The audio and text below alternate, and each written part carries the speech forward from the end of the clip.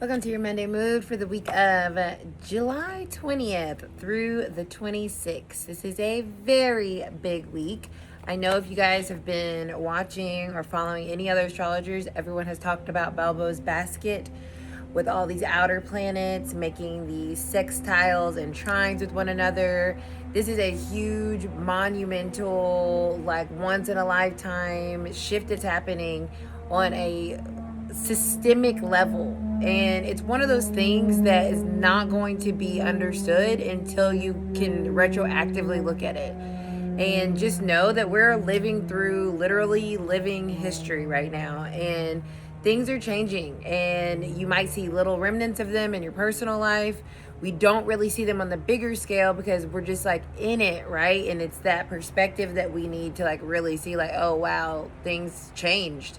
Like how we function as a society changes, the systems that we use change, and all of that. So that's happening with this basket, which is basically very short form.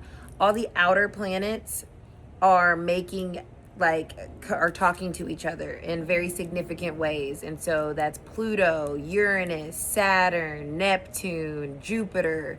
They're all kind of talking to each other, and that means systemic change because the outer planets have to do with the collective energy, and they're further away, so they're more impactful when they talk to each other, right? Because it's like cools the energy, or it shifts the energy, or moves it in a way that's like more significant, with them being the outer planets. Where we have the inner planets, that's your Mercury, Venus, Mars, the sun, the moon. Those are luminaries, but the sun, the moon, they impact us more on a micro level, so more in our personal lives or what have you. So this basket that's happening, yes, it's gonna affect us personally, but it is like literally shifting the world as we know it. But we're not going to be able to really see that until later on down the line, when we look back and be like, oh shit. Mind you, this basket is not just happening and moving, because outer planets, they also move slowly. So they're going to continue to be in some type of relationship with each other for a minute. You know what I'm saying? So it's very interesting times that we're living in. So that's occurring. We're going to be going in the Leo season on Wednesday. So the moon will move into Leo. The sun will move into Leo on Wednesday. The moon will be in Scorpio. Then Mercury's going to go direct on Thursday, which is going to be helpful. Mercury retrograde in Cancer has definitely been bringing up a lot of relational energy, healing that can be had, but through more challenging kind of like conversations, or just our minds understanding things and really processing from a very emotionally like maybe sometimes vapid space. We don't have enough, or maybe it's too much, it's overwhelming, right? Like Cancer energy can be moody, right? So you might have felt that moodiness within yourself, within your relationships, within what your needs are, if they're being met or not. So Mercury going direct is going to give us a little bit more clarity on like, okay, like this is what we've been going through. This is how we've been feeling about it. This is what we can do moving forward. This is going to stay. This is going to go. So that is going to be helpful. Saturn is also going to go retrograde on Sunday. So that's going to kind of loosen up things as well, where they have felt maybe a little rigid.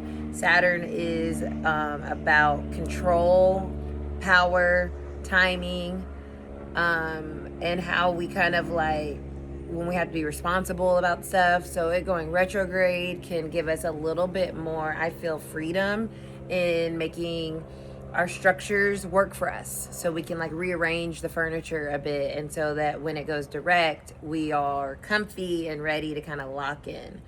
And then the other big thing that's happening on Sunday is the nodes are shifting, you guys. Oh my God.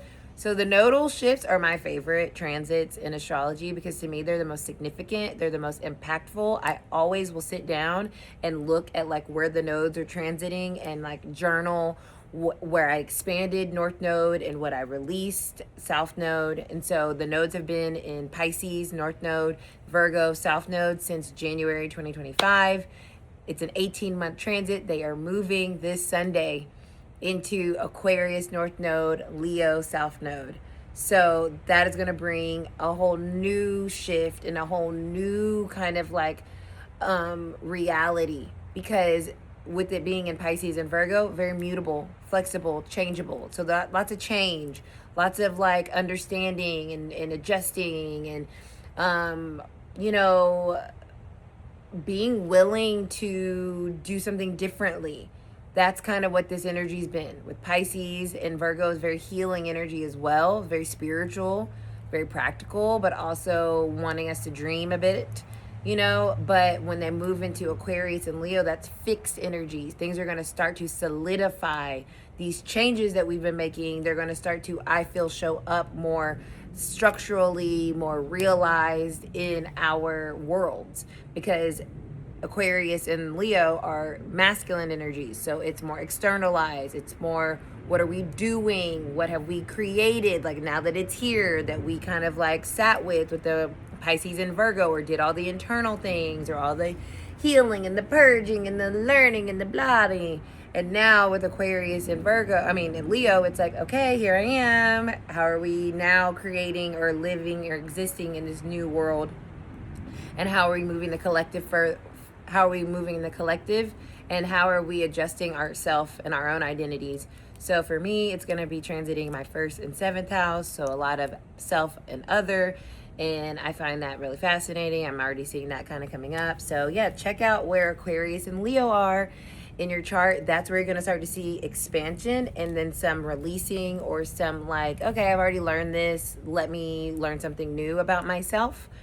With the Leo South Node, and then be reflective and look at your chart with the Virgo and the Pisces nodal transit and see what has changed in those parts of your chart over the past year and a half.